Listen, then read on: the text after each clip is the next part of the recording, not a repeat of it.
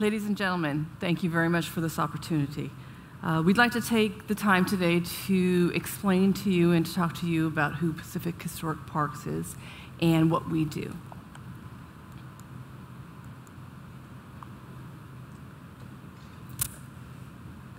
Pacific Historic Parks was founded in 1979 as a nonprofit cooperating association that supports the National Park Service and the sites that they protect.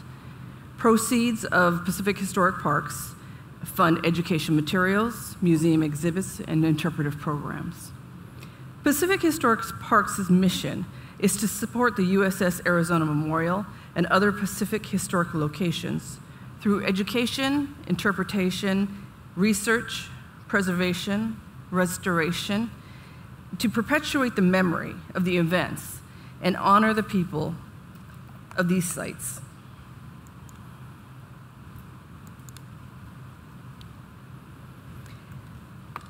Yesterday, December 7th, 1941, a date which will live in infamy, the United States of America was suddenly and deliberately attacked by naval and air forces of the Empire of Japan. I ask that Congress declare that since an unprovoked and dastardly attack by Japan on Sunday, December 7th, a state of war has existed between the United States and the Japanese Empire. These were the words of the United States President Franklin Roosevelt in response to the Japanese Naval Air Fleet attacking American forces stationed in Pearl Harbor. 21 United States vessels were sunk or damaged, including all 18 battleships that were the heart of America's Pacific Fleet. 75% of the American airplanes were destroyed, 2,300 Americans were killed, and over 1,100 were wounded. The Japanese, however, had 29 planes shot down with the loss of only 55 airmen.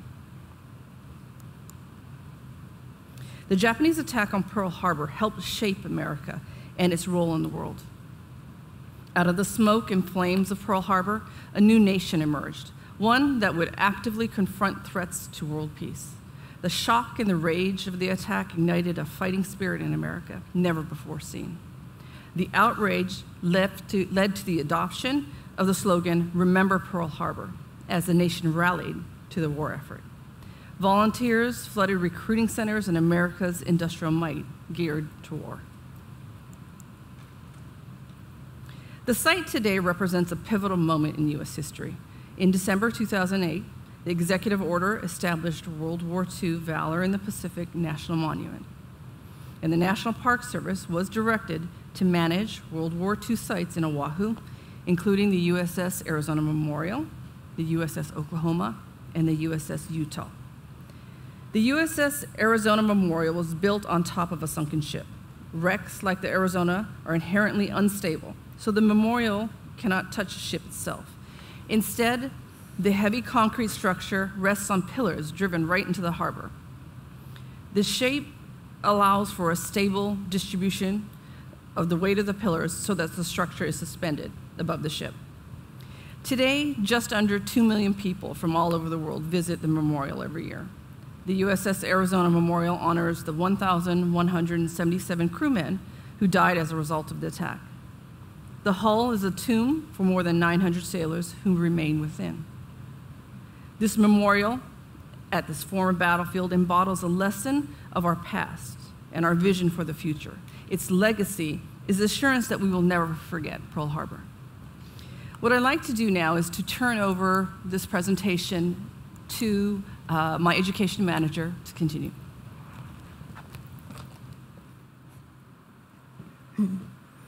The USS Arizona is a memorial that is managed by the United States National Park Service. There is no admission charge to enter this site. Since the park does not generate funds from admission fees, one of the greatest challenges facing us is offering a variety of quality education programs that are accessible to all of our visitors. Pacific Historic Parks currently funds education programs through donations and grants and fee-based activities.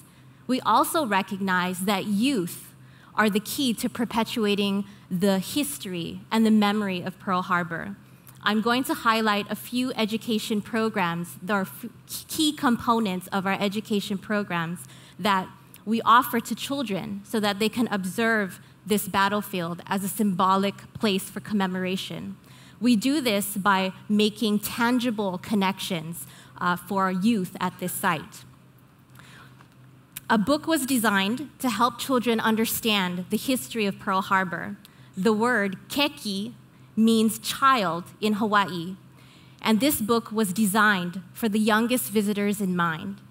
The book requires our youth to visit specific monuments and artifacts to understand the significance at the site. For example, the kids are directed to the large map at the site ground and asked to find Hawaii's location in relation to the continental United States and Japan so that they can see how geography was a large factor in the attack. Another place they are directed to go to is the ship's bell on the left, which was sunk in Pearl Harbor along with the ship and then later salvaged from the wreck.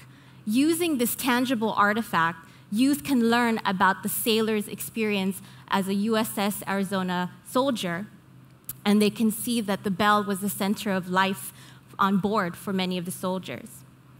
Or we can also encourage our youth to go to the Remembrance Circle, that picture on the right.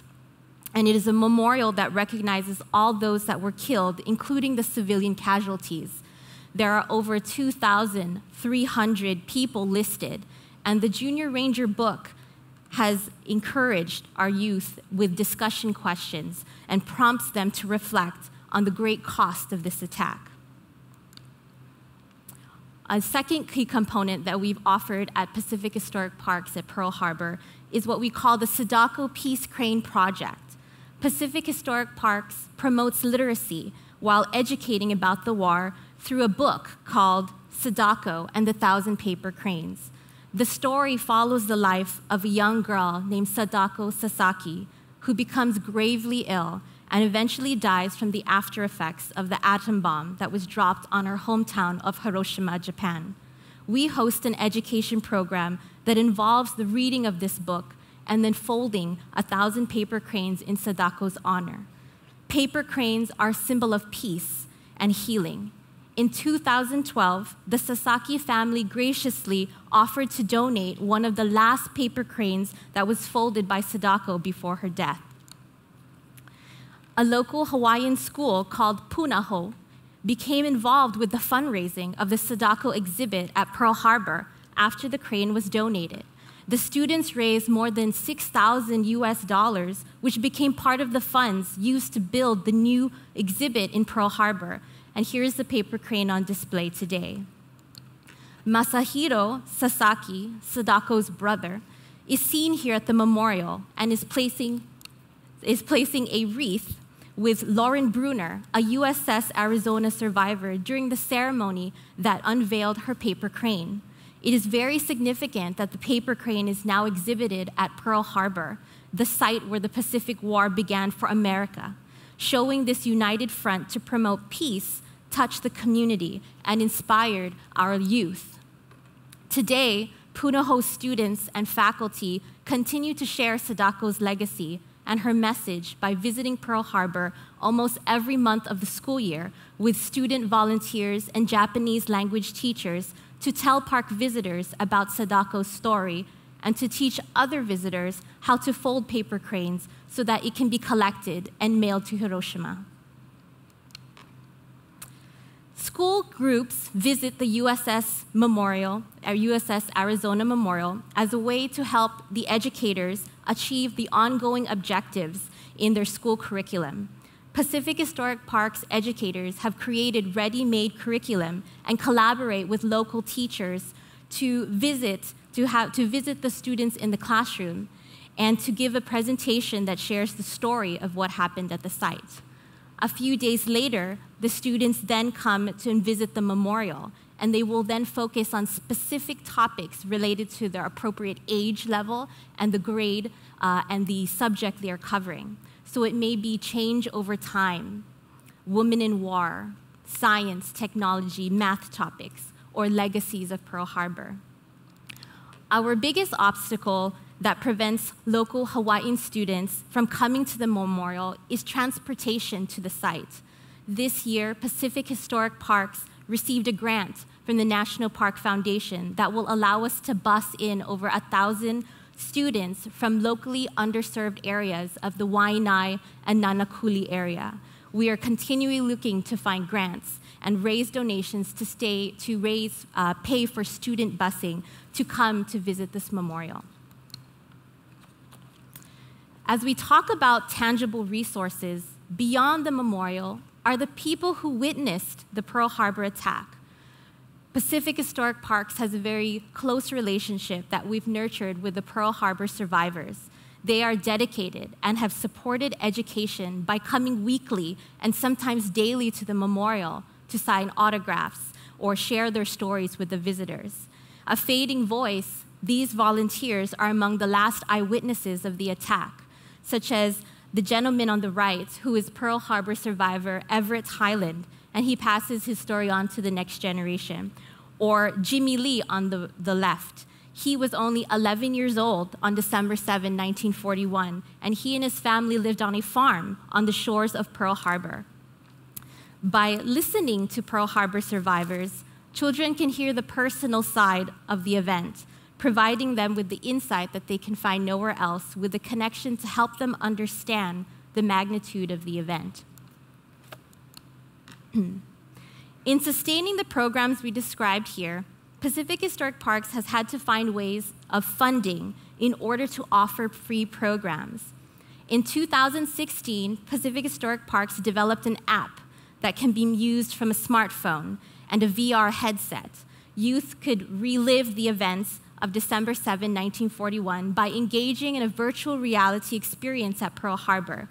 With the use of the VR, or the virtual reality, you could walk the main deck of the USS Arizona, meet a few of the sailors aboard the battleship, or witness the attack on the battleship Roe, or venture aboard the USS Arizona itself and look at the site without having to be in Hawaii.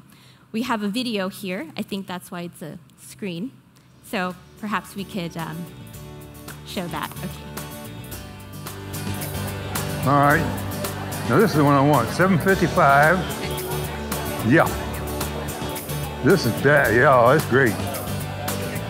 95-year-old Pearl Harbor survivor Jack Moore watches in virtual reality what he actually lived on the morning of December 7th.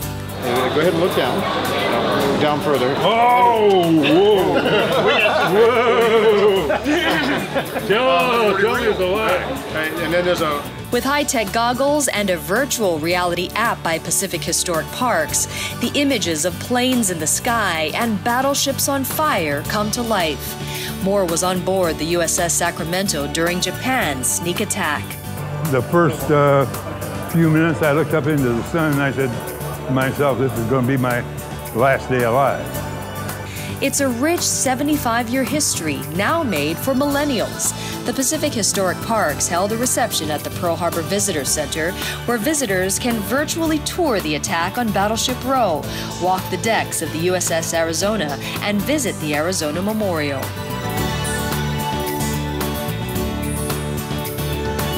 It's going to be great in terms of being able to convey their stories to the next generation. That's the whole theme this year of this year's commemoration, is honoring the past and inspiring the future.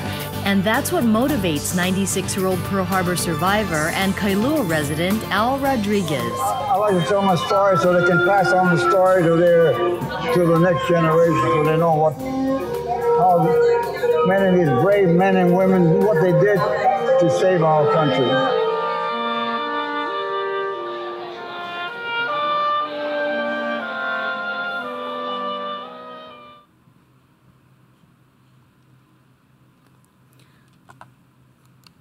By offering a mix of free as well as for-fee programs, we are perpetuating the mission while being sustainable at the same time.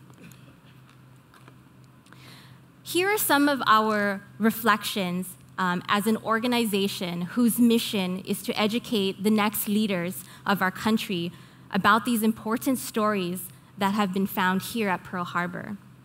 One of them is looking at the battlefield as a symbolic place for commemoration. The meaningful setting of Pearl Harbor provides unique opportunities for reconciliation among former Pacific War combatants. The memorials serve as icons of enduring peace and reminders of the healing that is going on. In providing for a variety of educational experiences that commemorate our past, we must have an awareness of the story that we are trying to convey. It is important for us to take note of the physical things that are found in the battlefield now: the memorial, the plaque, the sculptures, the statues. These objects help tell that story, that main parts of our enduring message. And as organizations that protect battlefields and develop education programs, we need to ask ourselves, who or what do these memorials commemorate? Who created these memorials? To whom are these monuments important? And what do these memorials tell us about ourselves as what we value in society? Answering these questions can give us a greater sense of the message and the stories that we are passing on to future generations. The photo here shows the marble wall in the shrine room of the USS Arizona Memorial, engraved with over 1,000 men who died on board the USS Arizona that tragic Sunday morning. While this is haunting and powerful, we also have to be cognizant of the fact that simply visiting a site is not enough to impact our visitors. There must be continual efforts of engagement between the visitor and the resources that are found at this site.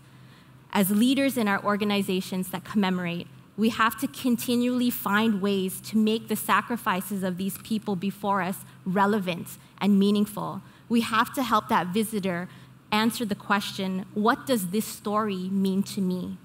In revamping our education programs in Hawaii, we intend to add more stories that resonate with our local youth. We hope to use themes that align with the Hawaii State Department education benchmarks and standards. And we will spend this year focusing on the meaning of legacy and how the legacy and the events of Pearl Harbor affect the people of Hawaii today. Battlefields have thousands upon thousands of stories to tell. There is a multitude of perspectives that can be presented. What would a Japanese pilot would have been thinking as he reached Pearl Harbor from above? What would a young child living on the island of Oahu might have felt on the morning of the attack? What would a Japanese American residing in Hawaii would have felt when they were forced into an internment camp at Honouliuli in Hawaii?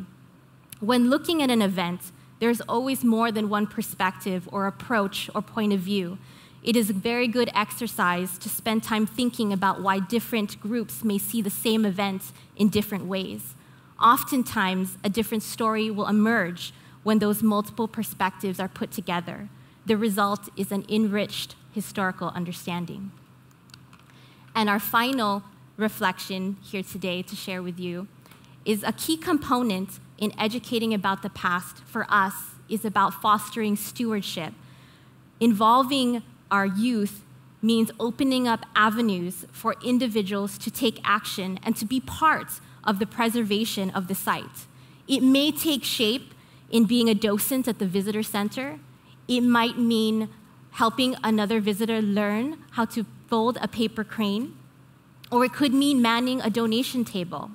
Stewardship and volunteerism is education in action. It's the culminating goal, because it opens doors for people to donate their time and energy to this final resting place. When stewards from the community are inspired to honor by playing an active role to protect and to preserve their national treasure, we are ensuring that the stories are being passed to the next generation.